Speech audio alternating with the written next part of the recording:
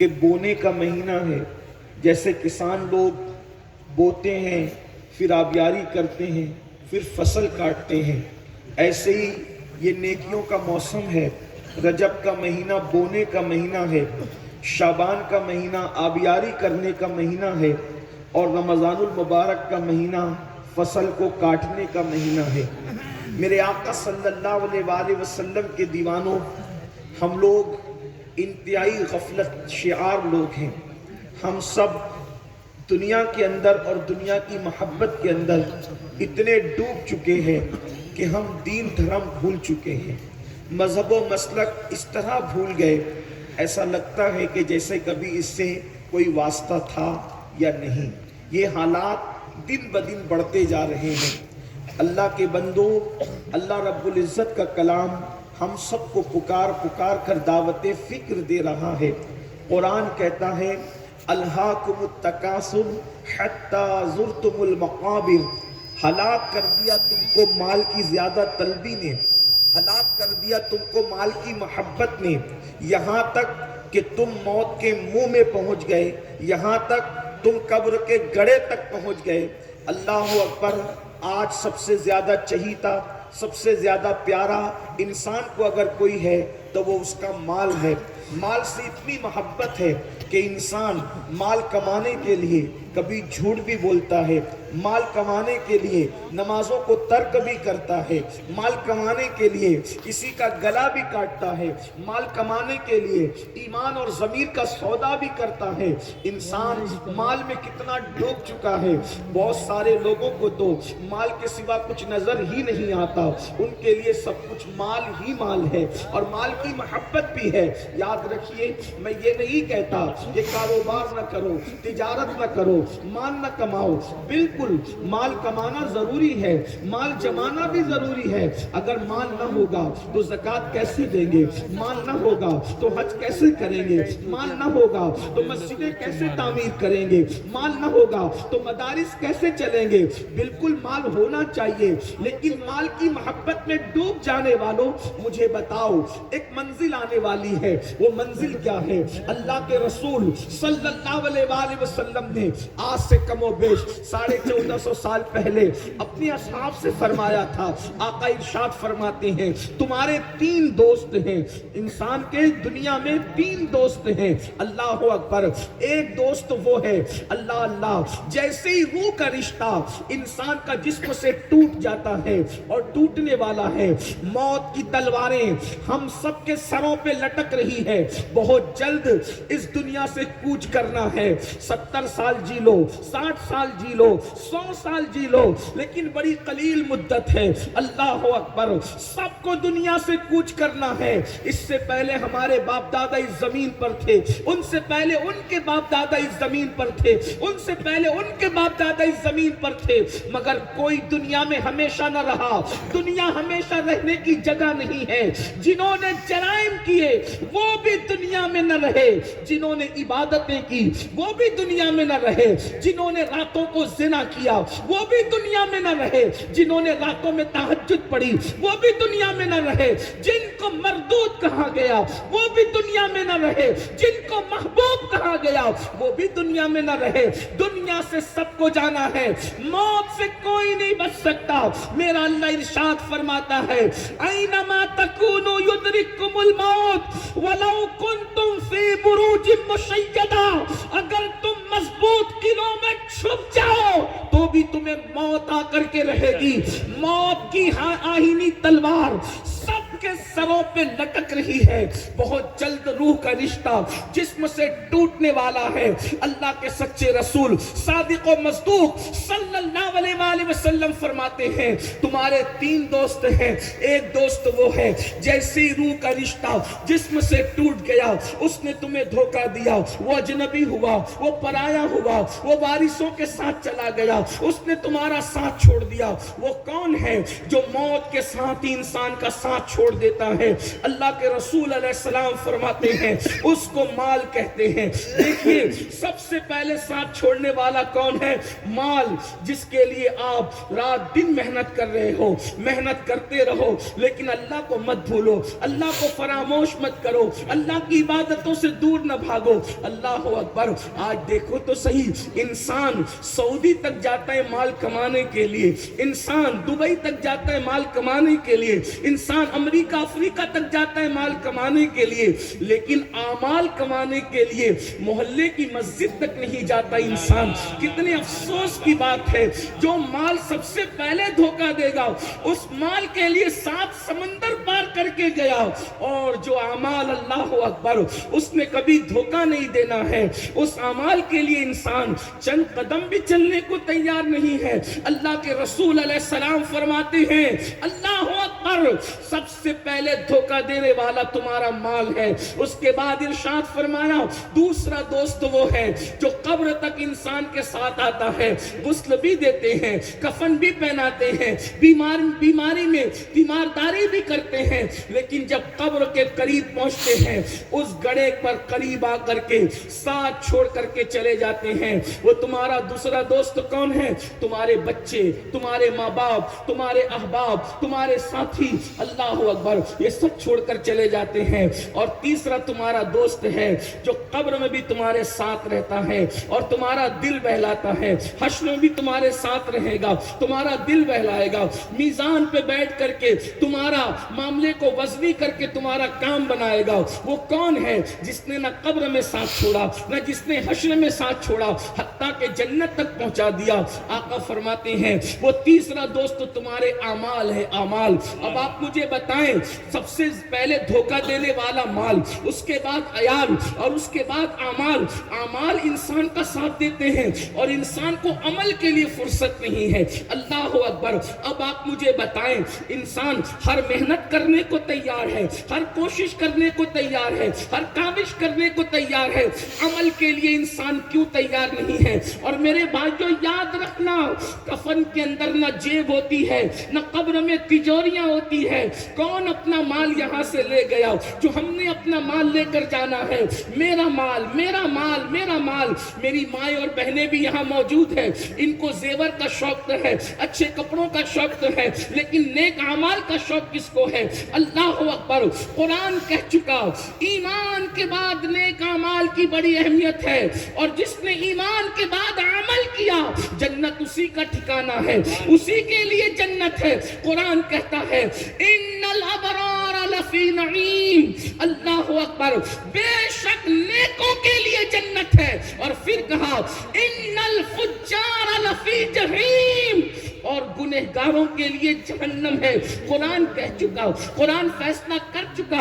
اب آپ مجھے بتائیں، اللہ کے سچے رسول صادق و مصدوق فرماتے ہیں اللہ میرے کریم آقا فرماتے ہیں تمہاری قبر یا تو جنت کے باغوں میں سے باغ ہوگی یا تمہاری قبر جہنم کے گڑھوں میں سے گڑھا ہوگی۔ اب تم پر اختیار دیا گیا، یا تو تم قبروں کو جنت کے باغوں میں سے باغ بنا لو اچھے اعمال کر کے، یا جہنم کے گڑھوں میں سے گڑھا بنا لو برے اعمال کر کے۔ اللہ کے بندو آئیے ذرا غور تو کرو، ذرا سوچو تو صحیح، میرے پیارے آقا صلی اللہ علیہ وآلہ وسلم کے پیارے دیوانوں، زندگی کتنی ہے؟ بہت تھوڑی سی ہے۔ اللہ اکبر۔ کل کی خبر نہیں، اللہ پل کی خبر نہیں، کل کی بات کون کرے؟ بلکہ میں تو یہ کہتا ہوں پتہ نہیں میری تقریر مکمل بھی ہو سکے گی یا نہیں، کون رہے گا کون نہ رہے گا۔ اللہ اکبر۔ کل کا سویرا کون دیکھے گا نہیں دیکھے گا، کچھ بھی نہیں۔ اس کے باوجود بھی ہمیں نیک اعمال کی فکر نہیں ہے، ہم اعمال کے معاملے میں آگے بڑھنے کے لیے تیار نہیں۔ اللہ اکبر۔ یاد رکھو ایک دن قبر میں جانا ہے، قبر ٹھکانا ہے۔ ترمذی شریف کی حدیث ہے، اللہ کے رسول مصطفیٰ کریم رؤوف الرحیم صلی اللہ علیہ وآلہ وسلم ارشاد فرماتے ہیں اللہ اکبر، انسان جب اس کی قبر میں جاتا ہے تو اس قبر کے اندر 70 اژدہے، اس قبر میں 70 اژدہے ہیں، اور ان 70 ابھی یہ کسی خطیب کی خطابت کی جولانیاں نہیں ہیں، یہ کوئی کہانی قصہ نہیں ہے، یہ حدیث کی مستند کتاب سے صحیح حدیث ہے. اللہ کے رسول صلی اللہ علیہ وآلہ وسلم فرما رہے قبر میں 70 ازدہے، اندھیرا، تاریکی. اللہ اکبر. قبر کا حال یہ ہے کہ اگر انسان کو کوئی عذاب نہ بھی دیا جاتا، صرف انسان کو قبر میں اکیلے رکھا جاتا، تو بھی انسان کی کیا حالت ہوتی. جس دن ہمارے گھر میں بیوی بچے نہیں ہوتے، گھر والے نہیں ہوتے، اس دن بتاؤ گھر میں ہمیں وحشت لگتی ہے. اپنے بنائے ہوئے گھر میں جس میں لائٹ بھی ہے، پنکھا بھی ہے، اے سی بھی ہے، ساری سہولتیں موجود ہیں، اس کے باوجود بھی اپنے گھر میں تنہائی ہمیں کاٹتی ہے. اللہ اکبر. کووڈ کے دور میں صرف تنہا رہ کر کے انسان بیمار ہو گئے، تنہائی میں انسان وحشت سے مر گئے. اللہ اکبر.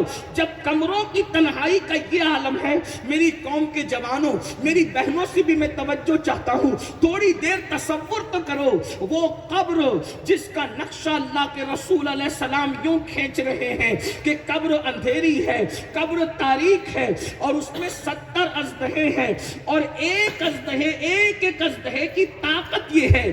اللہ کے رسول مصطفیٰ کریم رؤوف الرحیم صلی اللہ علیہ وآلہ وسلم فرماتے ہیں اگر وہ اژدہا زمین پر صرف پھنکار دے تو اس کا زہر اتنا ہے کہ قیامت تک زمین پر کوئی اناج نہیں اگا سکتا.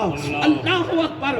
لوگ ہیروشیما اور ناگاساکی کی بات کرتے ہیں، مگر مجھے بتاؤ وہ کتنا زہریلا اژدہا ہوگا کہ جس کی پھنکار کی بنیاد پر زمین پر قیامت تک اناج نہیں اگ سکتا. ایسے ایسے طاقت والے 70 ازدہے انسان کی قبر میں ہوتے ہیں.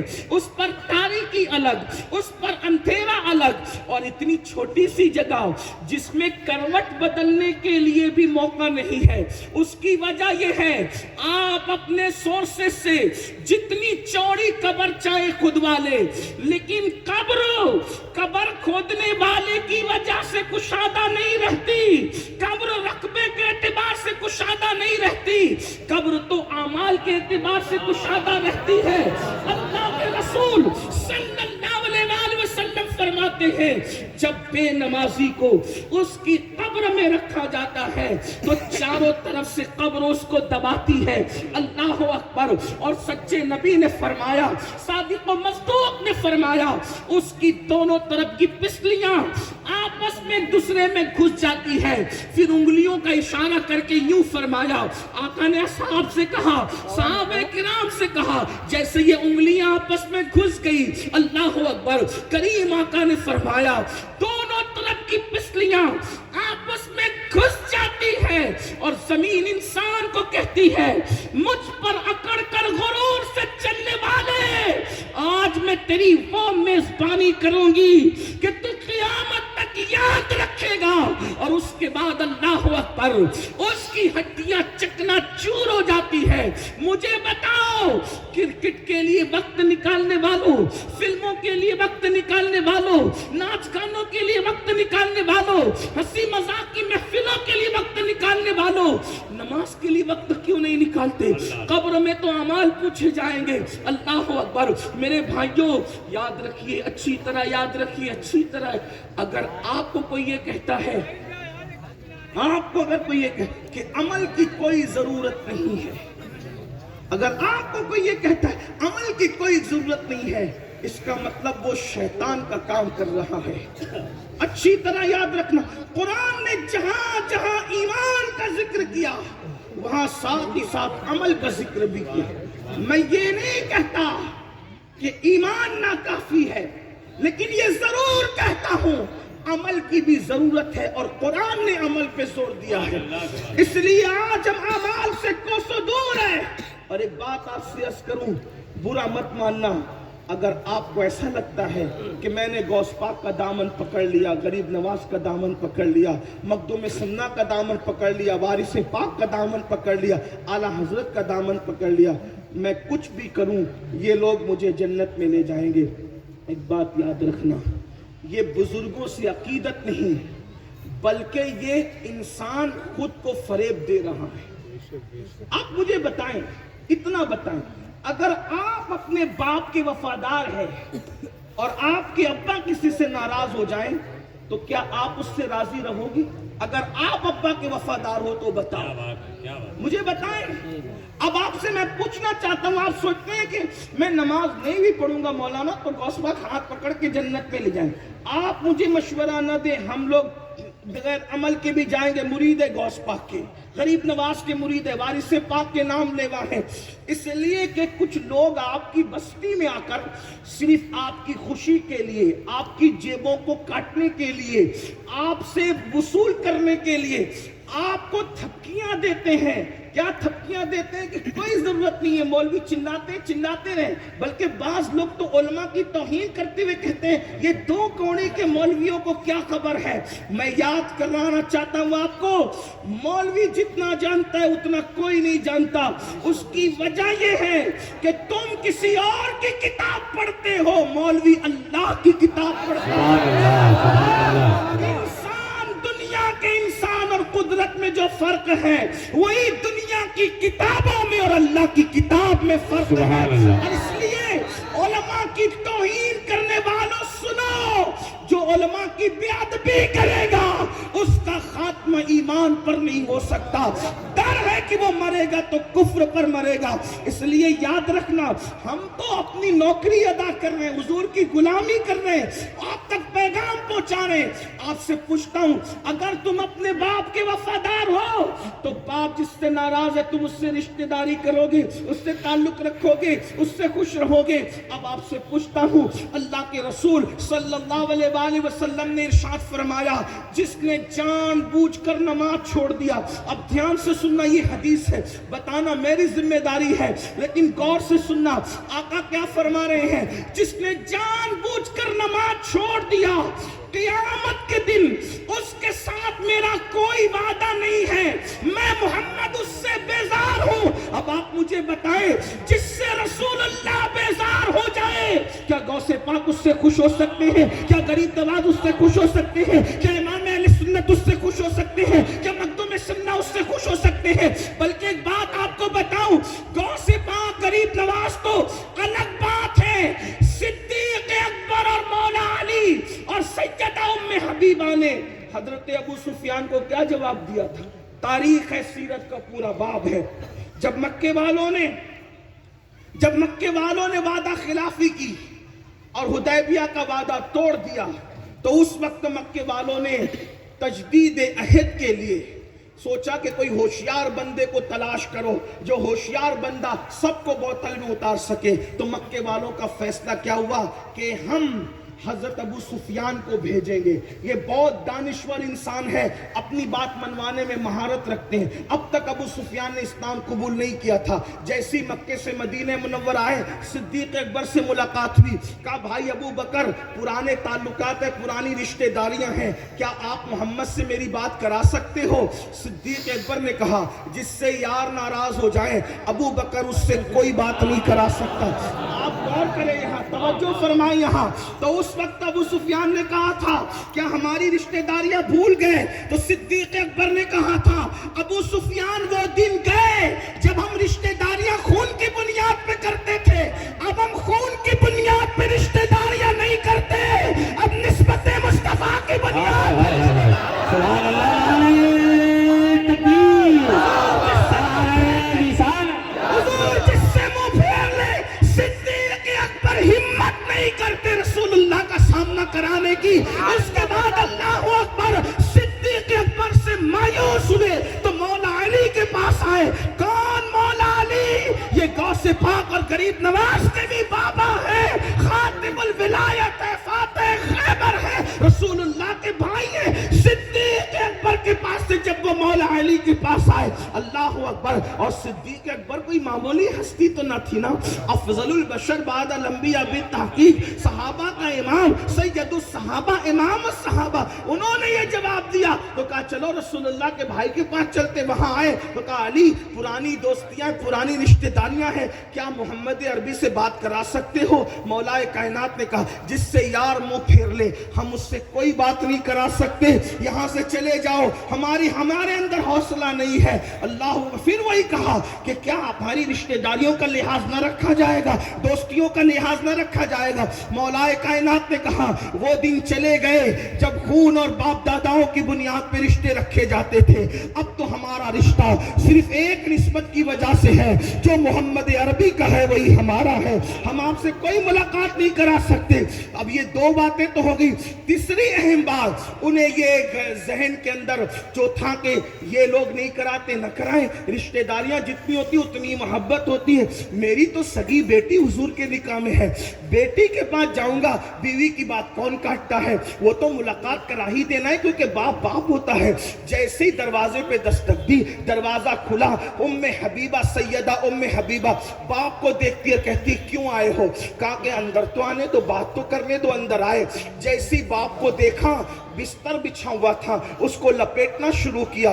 جب لپیٹنے لگی تو کہا کیا بہت دن ہو گئے, باپ کو بھول گئی ام حبیبہ, پہچانتی نہیں ہو, بستر کیوں سمیٹ رہی ہو؟ سب سے سخت جواب اگر کسی کا تھا وہ سیدہ ام حبیبہ کا تھا. کہا کہ بستر سمیٹ رہی ہو, مہمان کے آنے پہ تو بستر بچھائے جاتے ہیں, سمیٹے نہیں جاتے. کہنے لگی ابو سفیان مشرک نجس اور ناپاک ہوتا ہے, اور یہ رسول اللہ کا پاک بستر ہے, کسی ناپاک کو نبی کے پاک بستر پہ بیٹھنے کی اجازت نہیں دے سکتے. آپ مجھے بتائیں تو صحیح, مجھے بتاؤ کہاں پر وہ حضرت ابو سفیان اور آج یہ سوچنے والے کہ حضور بیزار ہوں گے پھر بھی کوئی ہاتھ پکڑ کے لے جائے گا. حضور کس سے بیزار؟ اور اللہ کے رسول نے فرمایا میں اس سے بیزار ہوں جو جان بوجھ کے نماز چھوڑے. یہ ہزاروں کا مجمع رات میں 2 بجے بھی اس طرح چاق و چوبند اور پورے ذوق کے ساتھ بیٹھا ہے, ایسا لگتا ہے جیسے مغرب کے بعد کا وقت ہے. میرے دل کی دعائیں آپ لوگ ہم لوگوں سے جو محبت کرتے اللہ اس کا صلہ دے.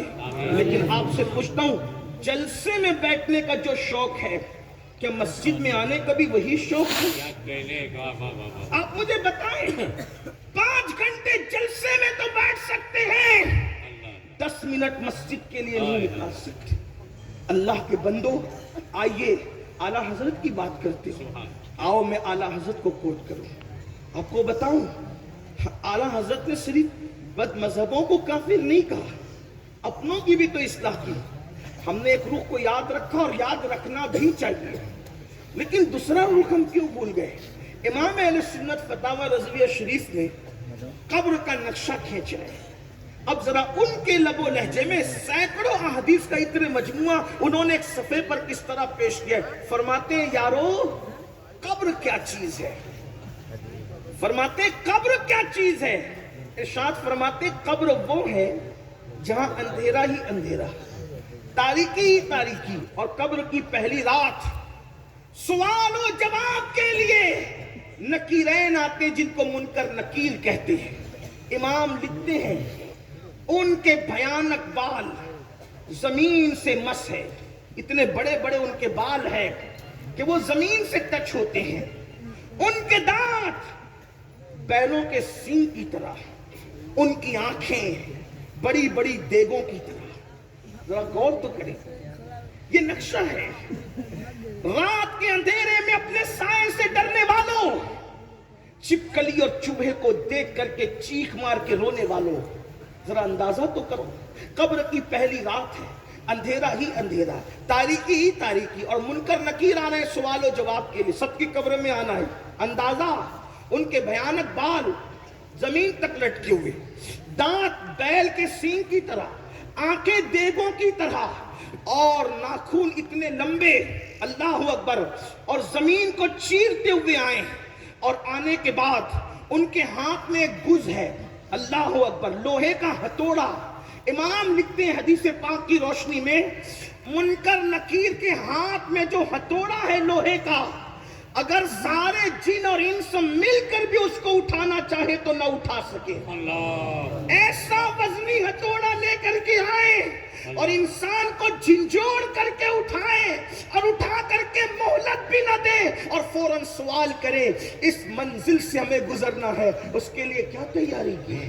اس کے لیے ہمارے پاس کیا ہے؟ کچھ بھی نہیں۔ کھڑے ہو کر پیشاب کرتے ہیں، کھڑے ہو کر کھاتے پیتے ہیں، 3-3 4-4 دن تک غسل جنابت نہیں کرتے، کلمہ طیبہ کئی دن تک نہیں پڑھتے، برسوں ہو جاتے قرآن کو کبھی ہاتھ بھی نہیں لگاتے، اور اس پر ہم یہ سوچ کر بیٹھے ہیں مولانا ہم سنی ہیں تو ہم جنت ہی میں جائیں گے۔ میں کہتا ہوں یہ کون سی سنیت ہے جس میں نہ تلاوت قرآن ہے، نہ کلمہ طیبہ کا ورد ہے؟ یہ کون سی سنیت ہے جس میں 3 دن تک کے غسل جنابت نہیں ہے؟ یہ کون سی سنیت ہے جس میں کھڑے ہو کر پیشاب کرنا ہے؟ آپ نے سنیت کو سمجھا کیا ہے؟ یہ علماء پورا مجمع میرے سامنے میری پشت پناہی کر رہا ہے، میں ان سے گزارش کروں گا اگر میں ایک لفظ بھی غلط کہوں کہ مجھے ابھی روکے، ابھی ٹوکے، لیکن ایک بات آپ سے کہنا چاہتا ہوں، سنیت صرف مزارات پر چادر چڑھانے کا نام نہیں ہے، سنیت قبروں پہ صرف پھول چڑھانے کا نام نہیں ہے، سنیت صرف نعتوں کو سن کر 10-20 کی نوٹ جھوم کر شاعر کو دینے کا نام نہیں ہے۔ سنیت کیا ہے؟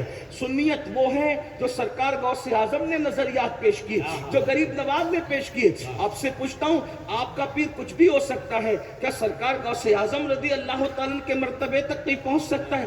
آخر غوث پاک عشاء کے وضو سے فجر کی نماز کیوں پڑھتے تھے؟ کیا ان کو نہیں پتا تھا کہ میں نہیں جنت میں جاؤں گا تو کون جائے گا؟ جنت تو میرے بابا کی ہے، اور واقعی ان کے بابا کی جنت ہے، واقعی ان کے بابا کی جنت ہے۔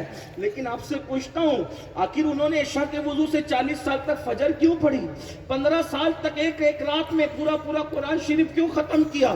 اور اتنا سب کچھ کرنے کے بعد جب حج کو گئے تو کعبے کا غلاف پکڑ کر غوث پاک کہتے ہیں، اے اللہ، عبد القادر کے اعمال اگر تیری بارگاہ میں قبولیت کے قابل نہیں ہے تو قیامت کے دن تو عبد القادر کو اندھا اٹھانا۔ کون کہہ رہا ہے؟ آپ مجھے بتاؤ، یہ جو ہم کر رہے ہیں اور سب کچھ کرنے کے بعد بھی ہمارے ماتھے پر کوئی شکن نہیں ہے اور ہماری جنت ہاتھ سے نہیں جاتی، شراب پی لو تو بھی جنتی، جوا کھیلو تو بھی جنتی، عورتوں کے ساتھ پاپ کرو تو بھی جنتی، یہ کتنی کنفرم جنت ہے جو ہاتھ سے نہیں جاتی؟ وہاں نبی کا بیٹا جہنم میں جا سکتا ہے، آج کل کا شرابی سنی جو وہ تو کچھ بھی کرے وہ جنت ہی میں جائے۔ میں یہ نہیں کہہ رہا ہوں کہ مجرم ہمیشہ جہنم میں رہیں گے، یہ نہیں کہہ رہا ہوں، لیکن اگر نبی کا بیٹا جہنم میں جا سکتا ہے نوح علیہ السلام کے بیٹے کی شکل میں، تو آپ مجھے بتائیں تو صحیح نا مسلمانوں، ہم کہاں ہیں؟ ہم کس راستے پر ہیں؟ اللہ کے بندو عمل کرو، عمل۔ اللہ کے رسول علیہ السلام نے اپنے خاندان کے لوگوں سے کہا تھا، اے بنو ہاشم، عمل کرنا، عمل، اس لیے کہ فرمایا لوگ عمل لے کر آئے اور تم صرف نسب لے کر آؤ، ایسا نہیں ہونا چاہیے، کیونکہ جس کو عمل نے پیچھے کر دیا اس کو نسب کبھی آگے نہیں کر سکتا۔ حضور نے اپنے خاندان والوں سے کہا، حالانکہ ہمارا عقیدہ ہے کہ حضور کا نسب کام آئے گا، جس کا نسب کام آئے گا، جس کا نسب منقطع نہیں ہوگا، وہ آقا ارشاد فرمائے اپنے خاندان والوں کو، میرے بھائیوں ہمارا تو کوئی ٹھکانہ ہی نہیں ہے، کوئی گزارا ہی نہیں ہے، اس لیے اللہ کے بندو آج صدق دل سے توبہ کرو، سچے دل سے توبہ کرو، عمل کے میدان میں آؤ۔ اللہ اکبر۔ امام اہل سنت سیدی اعلی حضرت امام احمد رضا خان محدث بریلوی رحمت اللہ علیہ فرما رہے، لکھ رہے ہیں حدیث کی روشنی میں، وہ ہتھوڑا جس کو انس اور جن بھی مل کر کے اٹھا نہ سکیں، اللہ اکبر، جب وہ ہتھوڑا کسی انسان پہ پڑے گا تو کیا ہوگا؟ یہاں تو لوگ انسان کو بھول چکے رہتے ہیں۔ میرے بھائیوں کس پر غرور کر رہے ہو؟ کس پہ گھمنڈ؟ مال پر، آل پر؟ بھائیوں یہاں تو جیتے جی اولاد بھول جاتی ہے ماں باپ کو، جو جیتے جی بھول جائے وہ مرنے کے بعد کیا یاد رکھیں گے کسی کو؟ اس لیے اپنے لیے کچھ کر لو، اعمال کر لو۔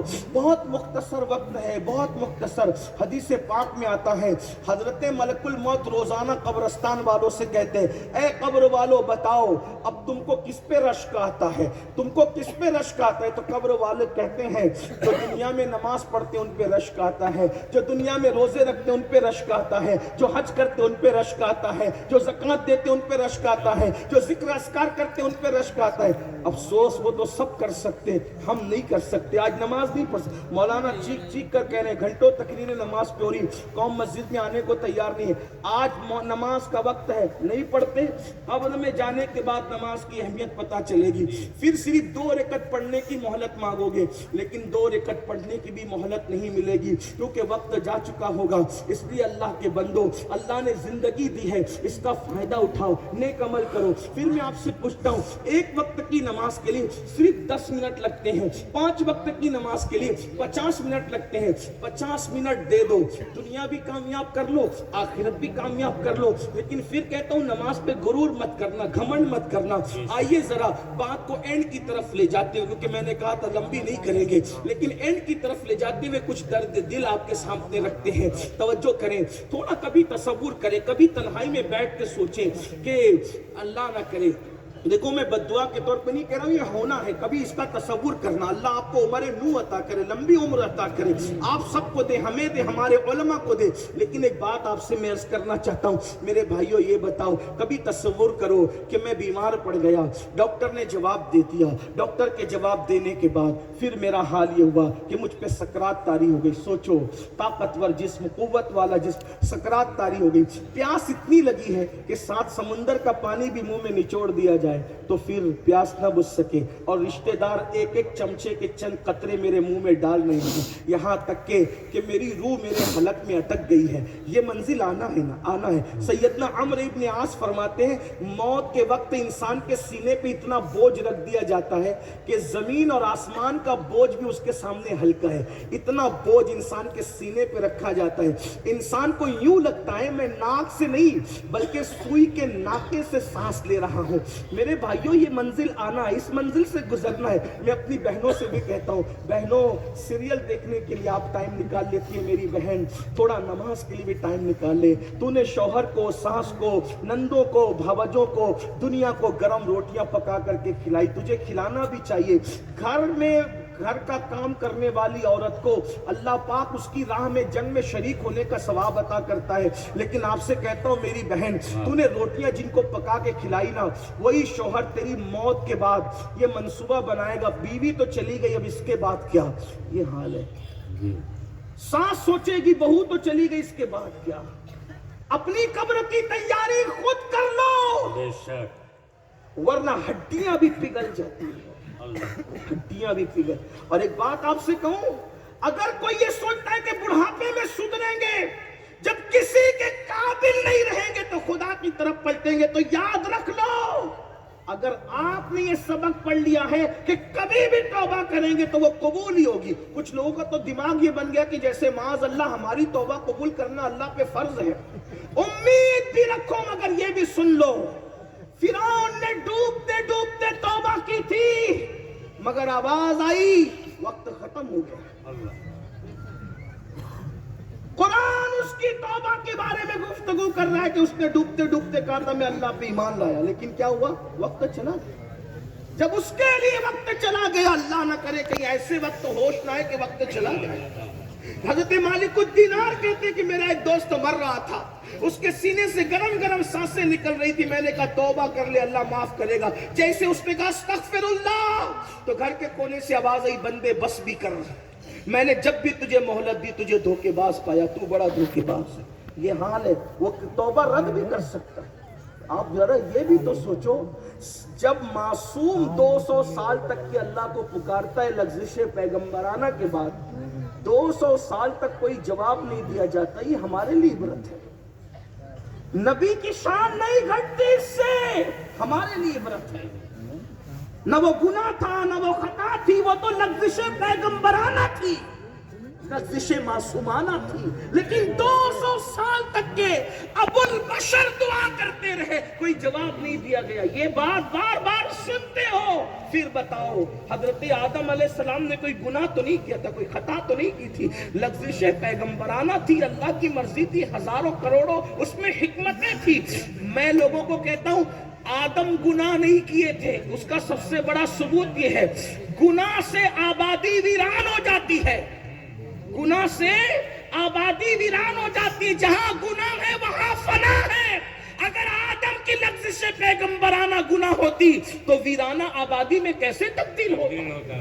وہ گناہ نہیں تھا لفظ سے پیغمبرانہ. آپ مجھے بتائیں شجر ممنوع ہاتھ میں آیا تو جنت سے باہر نکال کے کپڑے بھی واپس لے لیے گئے. 200 سال تک جواب نہیں دیا گیا. سود کو ہاتھ میں لینے والوں اور پیٹ میں ڈالنے والوں اپنا کیا بنے گا؟ اللہ حرام لقمے کو ہاتھ میں لے کے پیٹ میں ڈالنے والوں اپنا کیا بنے گا؟ سود کے دھندے کر رہے ہو نام بدل بدل کر. جتنا برا سور کھانا ہے، خنزیر کھانا جتنا برا ہے اس سے بڑھ کر سور کھانا برا ہے. کیوں؟ اس سے بڑھ سور کھانا جتنا برا ہے اس سے بڑھ کر سود کھانا برا ہے. کیونکہ سور بھی حرام ہے، سود بھی حرام ہے، مگر سور کھانے والے کے لیے اللہ نے جنگ کا اعلان نہیں کیا. سود کھانے والے کے لیے اللہ نے جنگ کا اعلان کیا ہے. جس سے اللہ جنگ کا اعلان کرے قرآن میں، بتاؤ وہ قوم عزت کے ساتھ زمین پہ کیسے رہ سکتی، وقار کے ساتھ زمین پہ کیسے رہ سکتی؟ آج شکایتیں کرتے ہو ہمارے ساتھ یہ ہو رہا ہے، ہمارے ساتھ وہ رہا ہے. ہم نے کہا کرتوت بدلو. قرآن کہتا ہے وما اصابکم من مصیبت فبما کسبت ایدیکم، تم پر جو بھی مصیبت آتی ہے وہ تمہارے اعمال کی وجہ سے ہے. تو آئیے میں جو بات عرض کر رہا تھا جلدی جلدی سے آگے بڑھتے ہیں. اللہ اکبر. تھوڑا تصور کرو موت ہمیں آ رہی ہے، موت کی آخری ہچکی ہے، گلے میں روح اٹک گئی ہے. کبھی تصور کرنا لوگ موت کا سن کے ڈرنے لگتے ہیں. یہ کیا چھیڑ دیا مولانا نے، یہ کیا چھیڑ دیا حضرت نے، یہ کیا چھیڑ دیا سید صاحب نے. اس لیے موت سے اتنا ڈرتے ہو. ڈرو گے بھی تو آئے گی، تیاری کرو گے بھی تو آئے گی، محبت کرو گے بھی تو آئے گی. آنا ہی آنا، ایک لمحہ پہلے بھی نہیں، ایک لمحہ بعد بھی نہیں، آنا ہی آنا. ذرا سوچو تو صحیح، جب محبوبوں کو موت کی لذت چکھائی جاتی ہے تو میں اور آپ کون ہیں؟ لیکن اتنا یاد رکھنا جو موت کی تیاری کرتے ہیں وہ سکون سے مرتے ہیں، مسکراتے ہوئے دنیا سے جاتے ہیں. جو موت کی تیاری نہیں کرتے اللہ کو بھول جاتے ہیں، پھر وہ دنیا میں روتے ہوئے آئے تھے روتے ہوئے جاتے ہیں. خدا کے لیے اپنے حال پہ رحم کر لو. موت ایسی ہے. عمرو ابن عاص سرکار فرماتے ہیں اللہ اکبر، ناک سے نہیں بلکہ سوئی کے ناکے سے اللہ اکبر سانس لے رہے انسان یہ کیفیت ہوتی ہے. موت کی تکلیف حضرت عمرو ابن عاص بیان کرتے ہیں. پیٹ میں ببول کا درخت اگا دیا جائے اور نیچے سے کھینچا جائے تو کیا کیفیت ہوتی ہے؟ مرتے وقت انسان کی یہی کیفیت ہوتی ہے. اے میری قوم کے جوانوں، طاقت پر غرور کرنے والوں، دولت کے نشے میں خدا کو بھولنے والوں، گناہ اور جرائم میں ڈوب کر اللہ کو بھولنے والوں، ذرا تصور کرو حلق میں روح اٹک گئی ہے، پھر اس کے بعد انتقال ہو گیا ہے. ہائے ہائے. پھر اس کے بعد کیا ہوا؟ غسل دیا گیا، کافور لگایا گیا اور انتہائی سستے کپڑے میں کفن کی شکل میں لپیٹ دیے گئے. کتنے وہ لوگ ہیں جو زنا کے اڈے آباد کرتے ان کا کفن مارکیٹ میں آ چکا ہوتا ہے. کتنے وہ لوگ ہیں جو شادیاں کر رہے ہوتے ہیں ان کا کفن مارکیٹ میں آ چکا ہے. اتنے سارے لوگوں میں کتنے ہوں گے جن کا کفن آج مارکیٹ میں آ چکا ہوگا؟ ہائے ہائے کیا غفلت ہے. ہمارے کفن مارکیٹ میں آ چکے ہوتے ہیں، ہم کھا رہے ہوتے ہیں، موج مستی کر رہے ہوتے ہیں، مزے کر رہے ہوتے ہیں. یہ تلخ حقیقتیں میرے بھائی. اللہ اکبر. اور جب یہ کفن میں لپیٹے جاؤ گے تو پھر اللہ اللہ. پھر تصور کرو کاندھے پہ اٹھائے گئے، قبر میں ڈالے گئے اور پھر وہ قبر کی تنگ اور تاریک وادی. ہائے ہائے. اللہ کے سچے نبی نے ارشاد فرمایا بے نمازی کی قبر جہنم کی آگ سے بھڑکا دی جاتی ہے اور وہ جہنم کی آگ پر اپنی قبر میں لوٹ پوٹ کرتا ہے. اور یہ کسی پہ بس نہیں، ذرا ایک بات اور سن لو. نماز کے لیے اپنے آپ کو دھوکہ دینے والوں، نماز کے لیے ٹائم نہ نکالنے والوں، عمل سے بے خبر رہنے والوں، سن لو سن لو اللہ کے سچے نبی کا فرمان سن لو. آقا ارشاد فرماتے ہیں بے نمازی پر ایک سانپ مسلط کیا جاتا ہے، ایک اژدہا مسلط کیا جاتا ہے. اس کا نام شجاع الاقرع ہے اور وہ گنجا سانپ ہے. اس کی آنکھوں سے آگ نکلتی ہے، اس کے ناخن ایک دن کی مسافت اتنے لمبے ہیں، اگر وہ کسی کو ایک بار ڈنک مارے 70 گز زمین میں انسان دھسے. وہ شجاع الاقرع کہتا ہے او بے نمازی میں تجھے ڈسوں گا. فجر نہیں پڑا تو ظہر تک، ظہر نہیں پڑا تو عصر تک، عصر نہیں پڑا تو مغرب تک، مغرب نہیں پڑا تو عشاء تک، عشاء نہیں پڑا تو فجر تک، اور قیامت تک تجھے ڈستا رہوں. سوچو اتنا نازک جسم ہے اپنا، اتنا نازک. مچھر کا ڈنک ہم سے برداشت نہیں ہوتا، کھیت کا بچھو کاٹ لے برداشت نہیں ہوتا. جب وہ شجاع الاقرع ڈسے گا یہ مولوی صاحب نہیں کہہ رہے ہیں، مصطفیٰ جان رحمت فرمائے، جس کے کہنے پر اللہ کو ایک مانا، جس کے کہنے پہ قرآن کو اللہ کی کتاب مانا، جس کے کہنے پر دین کو اسلام مانا، سچا دین مانا، وہی رسول فرما رہے قیامت تک قبروں میں شجاع الاقرا، وہ گنجا سانپ جس کے مارنے سے انسان 70 گز زمین میں دھسے گا، ہے ہمت، ہے طاقت، ہے قوت، پھر کیوں وقت نہیں نکالتے نماز کے لیے؟ صرف 10 منٹ کا ٹائم اللہ کے عذاب سے بچنے کے لیے، اور پھر سوچو اتنے مسائل میں گھرے ہو، اس سے کہتے یہ دعا کر دو، وہ دعا کر دو، وہ دعا کر دو۔ سن لو، اللہ کے رسول علیہ السلام نے فرمایا جو نماز چھوڑ دیتا ہے اللہ تبارک و تعالی نیکوں کی دعا سے اس کا حصہ ختم فرما دیتا ہے، یعنی نیک تمہارے لیے دعا کرے اس میں تمہیں کوئی برکت نصیب نہیں ہوگی۔ اسی پہ بس نہیں، اللہ کے رسول صلی اللہ علیہ وآلہ وسلم کے دیوانوں، ذرا سوچو اور غور کرو کہ ہم اپنے آپ کو نماز چھوڑنے کے بعد کتنی بربادی کی طرف لے جا رہے ہیں، تباہی کی طرف لے جا رہے ہیں۔ نماز پڑھ لو، جس نماز سے اللہ مل جاتا ہے دنیا کی کون سی نعمت نہیں مل سکتی، جس نماز سے جنت مل جاتی ہے کون سا رزق نہیں مل سکتا، کون سی برکت نہیں ہو سکتی۔ بات کو اینڈ کرتے ہوئے آخری بات کے طور پر آپ کی خدمت میں ایک بات عرض کروں کہ ہمارے بزرگوں نے اپنی کتاب میں ایک بڑا جو ہے وہ پرسوز واقعہ لکھا ہے، اس کو سن لیں اور بات پوری ہوتی ہے۔ بس آپ سے زیادہ وقت نہیں، تھوڑا سا ٹائم، اور اس کے بعد اس کو دھیان سے سننا۔ عبد الملک ابن مروان کا دور تھا، اس کی حکومت کا دور تھا۔ ایک شخص دوڑا بھاگا آیا، علماء بھی بیٹھے ہوئے تھے، مشائخ بھی تھے، وزیر بھی تھے، امیر بھی تھے، سب تھے، اور وہ بھاگتے بھاگتے آیا، اس کا سانس پھول رہا تھا۔ اس نے کہا عبد الملک سے کہ امیر مجھ سے بہت بڑا گناہ ہو گیا ہے، میں توبہ کرنا چاہتا ہوں تاکہ میں توبہ کروں۔ عبد الملک نے کچھ سوچا ہوگا، اس نے کہا کیا تیرا گناہ کتنا کیا ہے بتا؟ اس نے کہا کیا بتاؤں، بہت بڑا گناہ ہے، بہت بڑا گناہ ہے عبد الملک نے کہا کتنا بڑا؟ تو کہا آسمان سے ہی بڑا، ہاں آسمان سے ہی بڑا، زمینوں سے ہی بڑا، ہاں زمینوں سے ہی بڑا، لوح و قلم عرش و کرسی سے ہی بڑا، ہاں ہاں اس سے ہی بڑا۔ پھر عبد الملک نے کہا کہ کیا تیرا گناہ اللہ کی رحمت سے بھی بڑا ہے؟ تو اس نے کہا نہیں عبد الملک، میرا گناہ، میں کتنا بھی گنہگار ہوں لیکن میرا گناہ اللہ کی رحمت سے بڑا نہیں ہو سکتا۔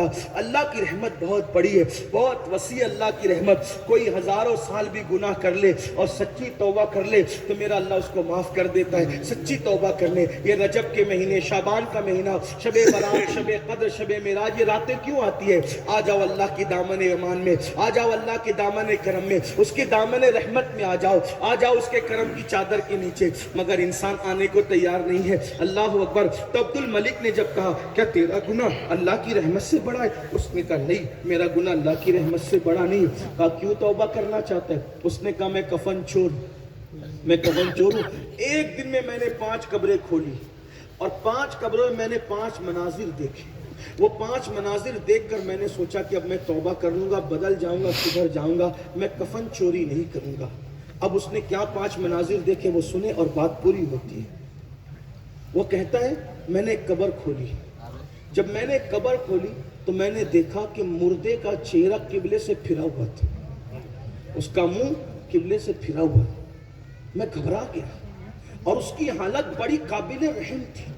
دیکھو دنیا میں کتنی بھی ڈینگے مار لو، قبر میں نہ کسی کی دادا گیری چلے گی نہ کسی کی بابا گیری چلے گی، وہاں تو صرف اس کے کرم پہ بات ہے۔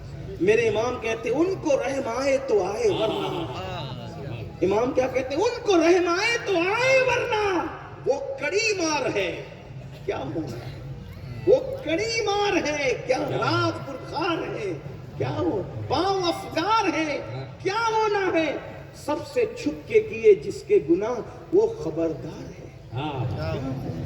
کیا وہ منزل ہے، کیا وہ منزل ہے؟ قبر کی منزل ہم بھول گئے۔ صحابہ کہتے ہیں ایک مرتبہ میت ہو گئی کسی کی اور اللہ کے رسول قبرستان آئے تو مردے کو قبر میں اتارتے دیکھ کر حضور اتنا ہوئے کہ داڑھی روتے روتے تر ہو گئی۔ حضور کی بات کرتے، جس کے قبر میں آنے سے قبر جنت بن جائے وہ رسول قبر کو دیکھ کر رو رہے، داڑھی تر ہو گئی، زمین کی مٹی میں کیچڑ ہو گیا۔ اور پھر صحابہ نے پوچھا حضور کیوں رو رہے ہیں؟ فرمایا اس کی تیاری کر۔ صحابہ سے فرمایا اس کی تیاری کر. یہ آخرت کی پہلی منزل ہے, اس میں کامیاب تو سب. سیدنا عثمان غنی اتنا روتے تھے قبروں کو دیکھ کر. لوگ کہتے تھے محشر کو سن کے اتنا نہیں روتے آپ, قبر کو دیکھ کر اتنا کیوں روتے؟ فرمایا کہ یہ آخرت کی پہلی منزل, اگر یہاں انسان کامیاب ہے تو کامیاب. قبر کا حال تو یہ ہے کہ بنی اسرائیل کے ایک شخص نے کسی کی اجازت کے بغیر ایک لکڑی خلال کے لیے منہ میں ڈال لی, اس پر بھی وہ عذاب قبر میں گرفتار. لوگوں کے پیسے لوٹ لوٹ کے ہڑپ کرنے والوں, مجھے بتاؤ جب خلال کی لکڑی پوچھے بغیر منہ میں ڈالنے سے عذاب قبر میں انسان گرفتار ہوتا ہے, پیشاب کے چھینٹوں سے نہ بچنے کی بنیاد پر جب عذاب قبر ہوتا ہے, سوچو تو صحیح. جو پیشاب کے چھینٹے سے نہ بچے اس پر عذاب قبر, جو شراب کو حلق کے اندر اتارے اس کو کیا کرے؟ اس لیے اپنے آپ پہ رحم کرو. بہت باتیں کرنے کی ضرورت ہے, اپنے آپ پہ رحم کرو. اللہ سے رحم کی بھیک مانگو, اس کی بارگاہ میں اس کی رحمت طلب کرو, اس کی بارگاہ سے مغفرت طلب کرو, اس کی بارگاہ سے بخشش طلب کرو. سدھر جاؤ, ہو سکے تو سدھر جاؤ. اگر لوگوں کی کہ دیکھ کر کے عبرت حاصل نہیں کرو گے تو خود عبرت پڑھو گے. جو لوگوں کو دیکھ کر عبرت حاصل نہیں کرتا, اور یاد رکھنا جس کی جوانی گناہ میں گزری اس کی موت بڑی دردناک ہوتی ہے. حضرت سید الطائفہ جنید بغدادی نے ایک بڈھے کو بھیک مانگتے دیکھا بغداد کے بازار میں, کوئی اس کو بھیک بھی نہیں دیتا تھا. لوگوں نے کہا اس بڈھے پہ کوئی رحم کیوں نہیں کرتا؟ کہا جوانی اس نے پاپ میں گزاری, خدا نے بڑھاپے میں ذلیل کر دیا. اس لیے بڑھاپا آئے گا اور جوانی کی قدر مہمان کی طرح کرو. جوانی ایسے ہی آتی ہے جیسے مہمان آتا ہے, مہمان جانے کے لیے آتا ہے, جوانی بھی جانے کے لیے آتی ہے. اس لیے جوانی کو مہمان سمجھ کے اس کی قدر کر لو, اس کی عزت کر لو. جوانی کی راتیں آوارگی کے لیے نہیں, جوانی کی راتیں عیاشیوں کے لیے نہیں, جوانی کی راتیں گندی فلمیں دیکھنے کے لیے نہیں, جوانی کی راتیں ناولیں پڑھنے کے لیے نہیں, جوانی کی راتیں عورتوں پہ پاپ کی نظریں ڈالنے کے لیے نہیں, جوانی کی راتیں عیش و عشرت کے لیے نہیں, جوانی کی راتیں خدا کو منانے کے لیے, جوانی کی راتیں رب کو راضی کرنے کے لیے, جوانی کی راتیں خوف خدا میں رونے کے لیے, جوانی کی راتیں تلاوت قرآن کے لیے, جوانی کی راتیں سنتوں پہ عمل کے لیے, جوانی کی راتیں خدا کو منانے کے لیے. جیسے اس کو جوان پسند ہے, جوانی کی عبادت بھی پسند ہے. اللہ کے رسول فرماتے ہیں جب کوئی جوان توبہ کرتا ہے تو 40 دن تک میرا اللہ آسمانوں میں نور کی قندیلیں جلواتا ہے, اور فرشتے کہتے ہیں ایک جوان نے توبہ کی ہے, اس کی خوشی میں نور کی قندیلیں جلا دی گئی ہے. اس لیے اللہ کے بندوں سچی توبہ کرو, پلٹو اللہ کی طرف. اور میرے اللہ ہی کا تو دربار ہے, ہر عدالت میں گناہ قبول کر لو تو سزا ہوتی ہے, یہ اس کی عدالت ہے. کوئی گناہ قبول کر کے شرمندہ ہو جائے تو اس کو سزا نہیں دیتے بلکہ محبوب بنا لیا جاتا ہے. اور پھر کہا جاتا ہے کوئی ایک بارش تو ہماری طرف آتا ہے تو رحمتیں چل کر ایک ہاتھ اس کی طرف جاتی ہے, کوئی چل کر آتا ہے تو رحمتیں دوڑ کر اس کی طرف جاتی ہے. آؤ نا اس اللہ سے رشتہ جوڑو. تو وہ کفن چور کی بات اینڈ پر ہو رہی تھی, اس نے کہا قبلے سے منہ پھرا ہوا تھا, میں گھبرا گیا بھاگنے لگا تو غیب سے آواز آئی پوچھتا کیوں نہیں کہ اس کا یہ حال کیوں کیا ہم نے؟ میں نے کہا میری ہمت نہیں, ہم ہی بتا دیتے ہیں. یہ دنیا میں شراب پیتا تھا اور زنا کرتا, بلکہ ایک حدیث میں نے پڑھی کسی کتاب میں, اس وقت کتاب کا نام ذہن میں نہیں آ رہا ہے لیکن اگر آئے گا تو بیچ میں بتا دوں گا, کہ جو لوگ صرف فحش باتیں کرتے, فحش باتیں یعنی گندی باتیں کرتے, زبان سے گندی باتیں, قیامت کے دن جب وہ اٹھیں گے تو کتے کی شکل میں اٹھیں, کتے کا منہ لے کر اٹھیں گے.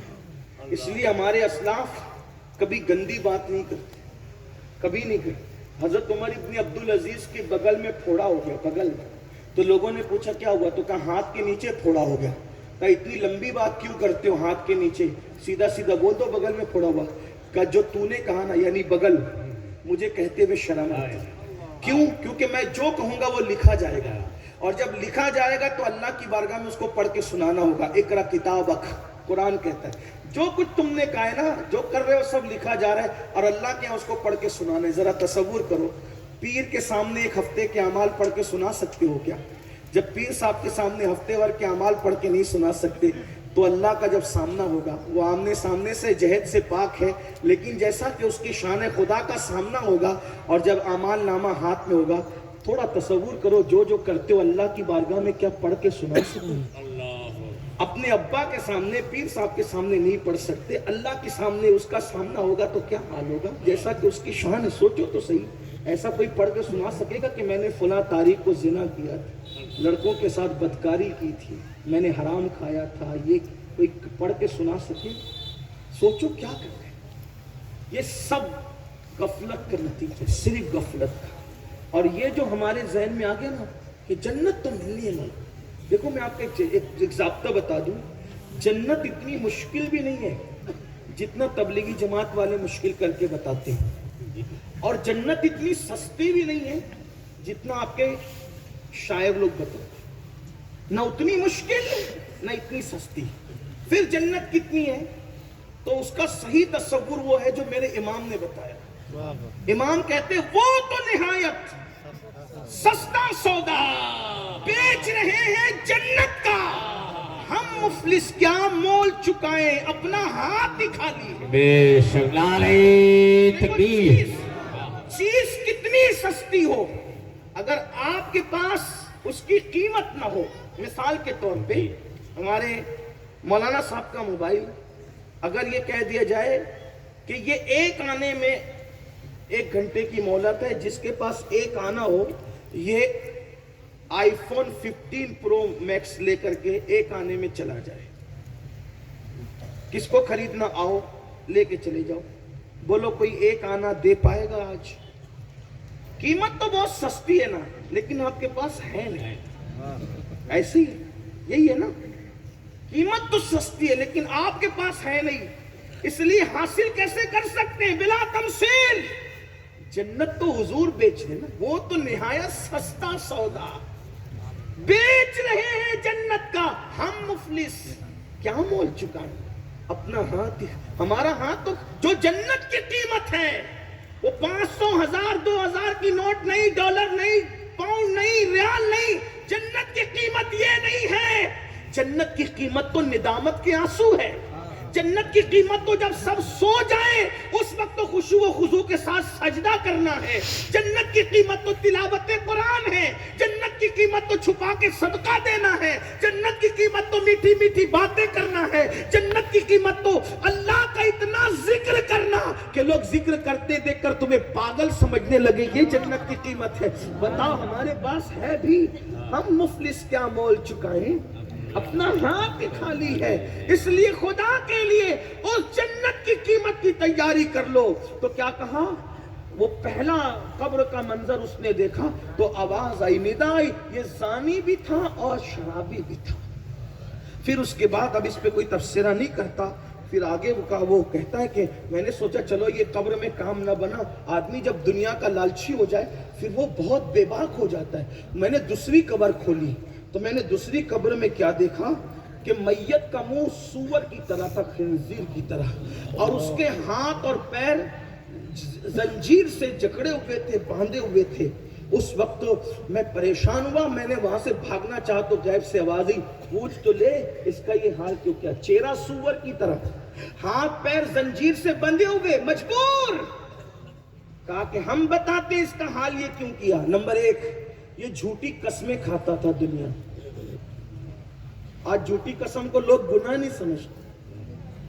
الزواجر میں ابن حجر لکھتے ہیں کہ اللہ پاک حدیث قدسی میں فرماتا ہے کہ مجھے جھوٹی قسموں کا نشانہ مت بناؤ، جو میرے نام کی جھوٹی قسم کھائے گا اس پہ بھی لعنت کروں گا اور اس کی 7 پشتوں پہ لعنت کروں گا۔ عورتیں بہت قسمیں کھاتی ہیں، مرد بھی اب کھانے لگے ہیں، پتہ نہیں کیا لوگوں کو ہوا ہے، گناہ نہیں سمجھتے۔ چھوٹے چھوٹے کام معاملات میں اگر 200 روپے کی چپل بیچنا اس پہ بھی جھوٹی قسم کھائے، 50 روپے کی سبزی بیچنا اس پہ بھی جھوٹی قسم کھاتا۔ اللہ اکبر۔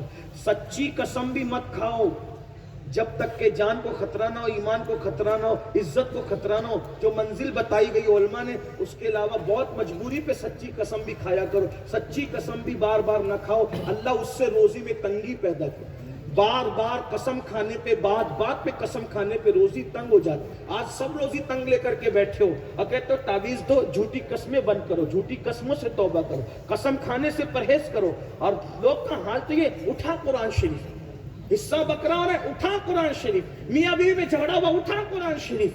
कुरान शरीफ पढ़ने के लिए, अमल करने के लिए आया था कि तुम्हारी कस्मों के लिए आया था? जरा सोचो तो सही। अल्लाह की बंदो क्या कर रहे हो? तो वो जिसका मुंह सूअर की तरह हुआ और हाथ पैर बांध दिए गए, वो नंबर 1 झूठी कसम खाता, नंबर 2 हराम माल खाता था, हराम धंधा करता था, हराम माल खाता था। आज कितने लोग हराम खा रहे हैं? मोबाइल चोरी करके खा रहे हैं, सूद के धंधे करके खा रहे हैं, जुआ खेल के खा रहे हैं। अच्छा, ये शराब जुआ ही हराम नहीं है। अगर किराने की दुकान भी लगा के बैठे हो, पीवर दूध बोल करके अगर उसमें पानी मिला तो ये भी तो हराम है।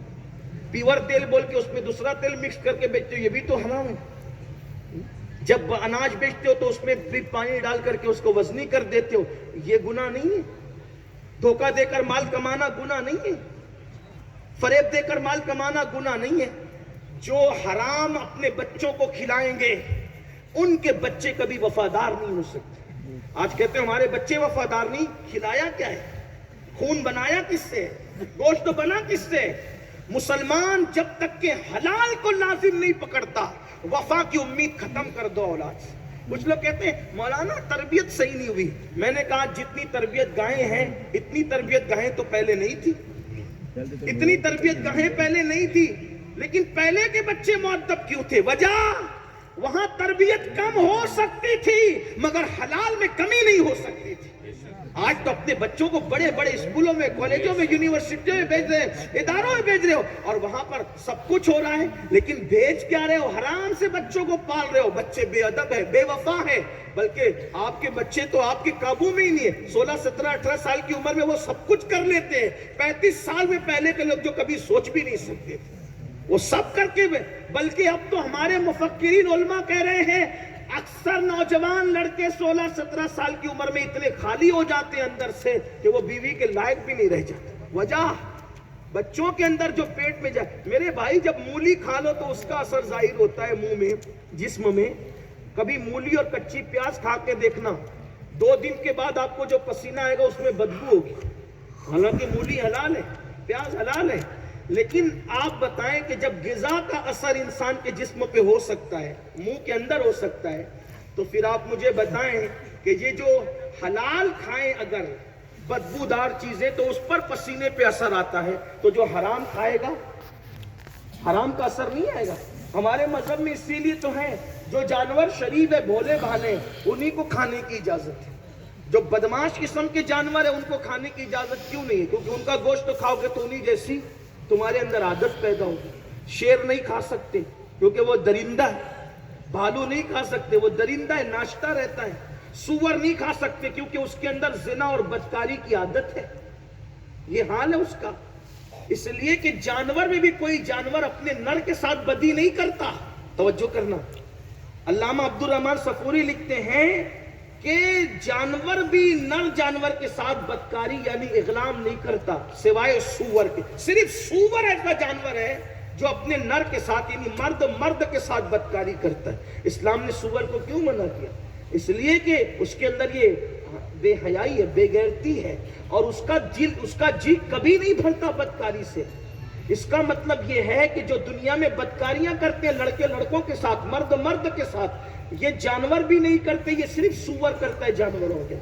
और हदीस पाक में आया है कि जब कोई मर्द किसी मर्द के साथ बदकारी के लिए आगे बढ़ता है तो खुदा का अर्श कांप जाता है, खुदा के अर्श पे जलजला आता है। ये वो गुनाह है जो आज गंदी फिल्में देखकर हमारे माशरे के जवानों में आम हो रही है।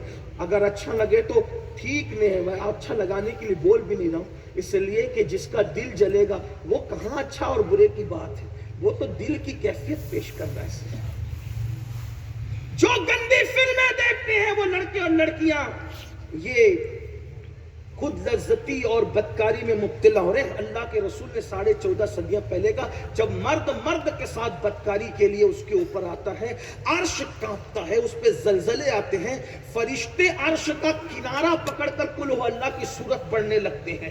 اگر فرشتے یہ نہ کریں تو اس پر عذاب نازل ہو جائے. اور آقا فرماتے ہیں ایک فرشتہ ایسا ہے جس کی شکل پرندے کی طرح چونچ والی ہے. جیسے ہی مردوں کے ساتھ بدکاری کرنے والے لوگ قبر میں دفن ہوتے ہیں, اس کی رات بھی نہیں گزرتی, اس کو وہ فرشتے وہاں سے اٹھاتے ہیں اور وہاں لے جا کر کے پھینک دیتے ہیں جہاں قوم لوط پر پتھروں کی برسات ہوئی تھی. بھول گئے سب, بس یہ اپنی موج ہے, اپنی مستی ہے, جو چاہو کرنا. یہ اللہ کا عذاب ہے, اللہ کے عذاب سے بچ نہیں سکتے.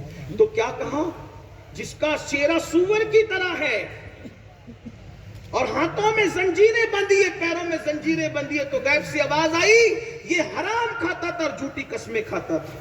اور اس کے بعد کہا تیسری قبر پر جب میں گیا تو میں نے دیکھا کہ وہ گدی سے یعنی حلق سے اس کی زبان لٹکی کتے کی طرح, اور اس کے جسم میں کیل ٹھوکی گئی ہے, آگ کی کیلیں ٹھوکی گئی. زبان کتے کی طرح لٹکی قبر میں اور آگ کی کیلیں اس کے جسم میں ٹھوکی گئی. یہاں تو سب کچھ موج مستی ہو رہی ہے, اندر کیا ہو رہا ہے.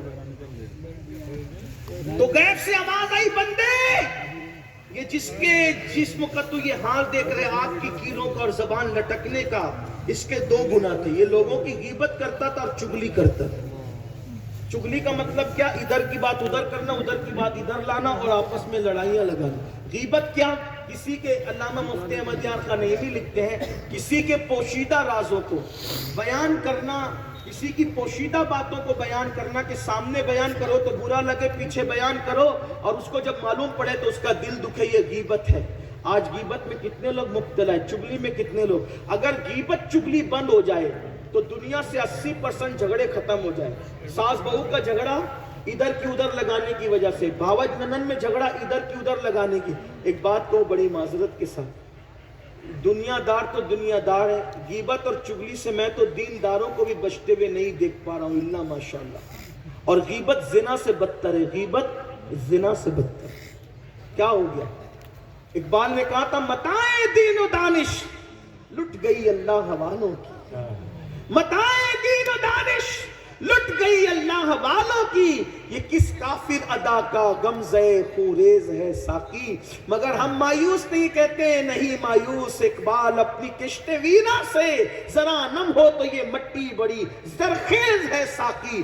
غیبت چغلی سے بچو, دنیا کہیں جائے آپ کو مدینے والے مصطفیٰ جان رحمت کے قدموں میں ہی رہنا ہے. دنیا کو آگے جانے دیجیے, ہم پیچھے چلے, اس لیے کہ لوگوں کو آگے جانے میں فائدہ لگتا ہے, چلے جائیں, ہمیں تو پیچھے جا کر مصطفیٰ جان رحمت کا نقش پا تلاش کرنا ہے.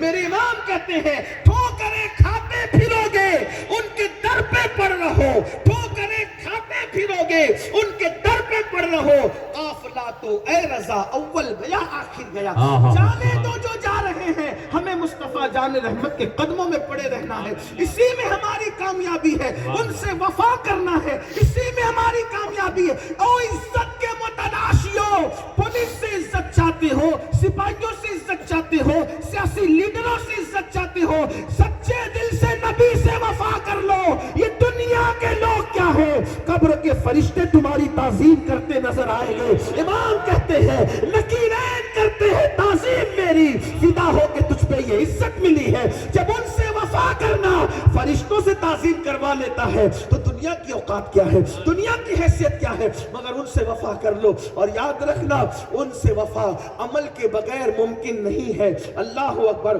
پھر وہ کہتا ہے چوتھی قبر پہ آیا تو میں نے ایسا سنسنی خیز منظر دیکھا, سب سے خطرناک منظر چوتھی قبر پر تھا. وہ یہ کہ مردہ آگ کی چادر پر الٹ پلٹ ہو رہا تھا, کروٹیں بدل رہا تھا, آگ پر وہ کروٹیں بدل رہا تھا, اور فرشتوں کے ہاتھ میں لوہے کے ہتھوڑے تھے اور وہ اس کو مار رہے تھے, اور ایسی آواز گونج رہی تھی جس سے دل پہ دہشت طاری ہوتی تھی. آواز آئی بندے یہ بے نمازی کا انجام دیکھ لیے, بے نمازی ہے. جب میں وہاں سے بھاگنے لگا سوچا چلو 5ویں قبر کو ہاتھ لگاؤں, کھولا تو میں نے 5ویں قبر میں ایک عجیب سا منظر دیکھا جو چاروں سے الگ تھا.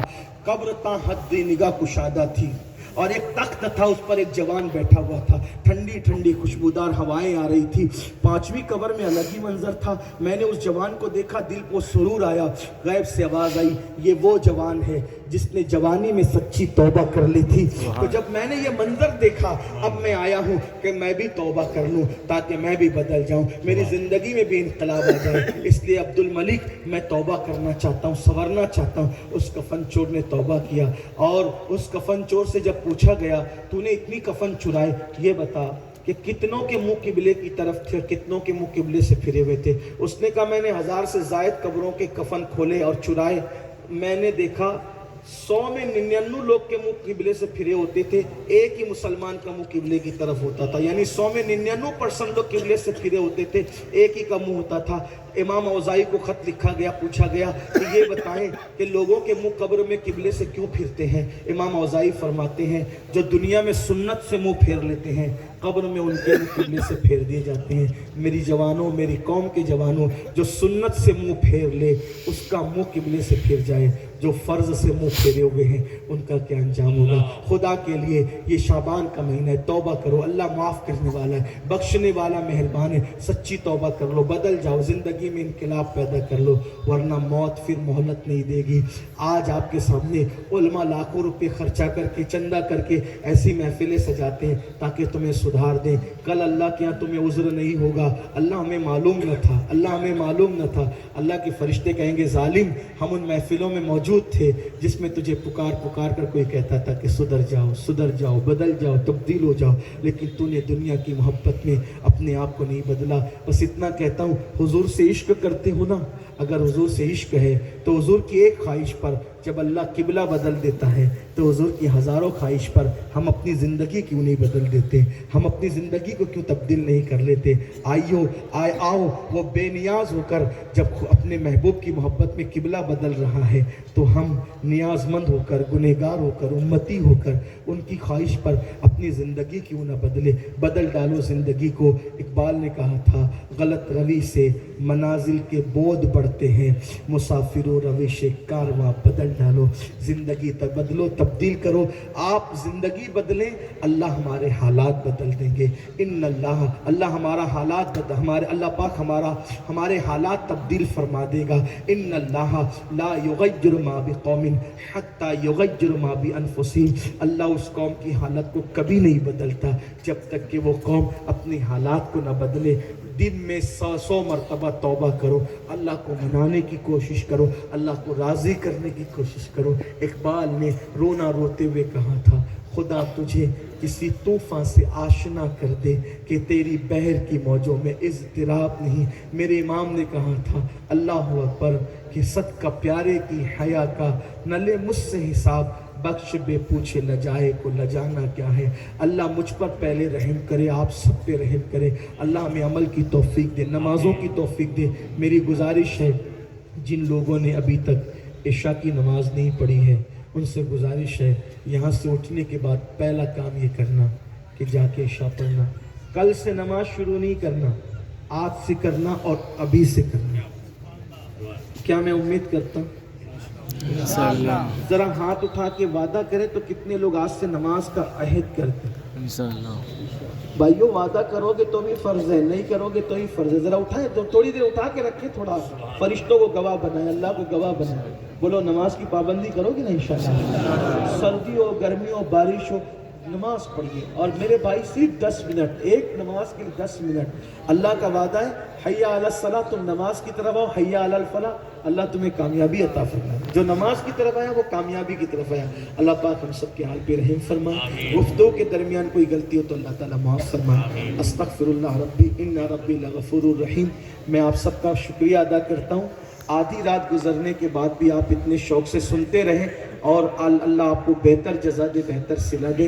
لیکن ابھی آپ کو جانا نہیں، آپ نے اتنی دیر برداشت کیا، 5 منٹ اور، اس لیے کہ فیض النبی جو دارالعلوم ہے اس کے بچوں کی دستار بندی ہے۔ یہ محفل دستار کے لیے ہی ہے۔ اگر آپ بچوں کی حوصلہ افزائی کے لیے 5 منٹ اور دے دو گے، کتنا خوش ہوں گے یہ مہمانان رسول۔ یہ علماء کتنا خوش ہوں گے, ان کے دل سے دعائیں نکلیں گی. تھوڑا ٹائم دے دو اور یہ منظر آپ دیکھ لو تاکہ بچوں کی حوصلہ افزائی ہو جائے. السلام علیکم. بیٹھا کوئی نہیں آئے گا, جو جہاں ہے وہیں بیٹھا رہے.